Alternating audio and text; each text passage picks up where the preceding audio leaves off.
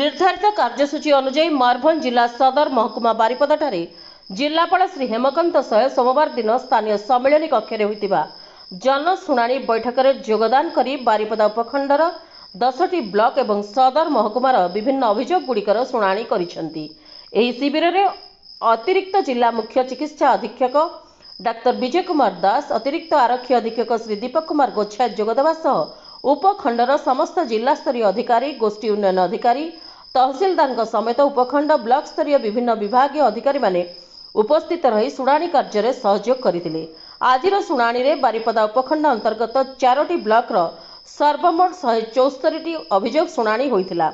समस्त अभियोग मानक मध्यरे मुख्यतः उपखंडर विभिन्न स्थान रे जल जोगाण, जमी सीमांकन, जंगल जमी पट्टा आवंटन, स्वास्थ्यगत एवं चिकित्सा जनित आवश्यक सुविधा, गमनागमन, भिन्नक्षम सामाजिक सुरक्षा, बासगृह जनित समस्या गुड़िक सर्वाधिक थिला।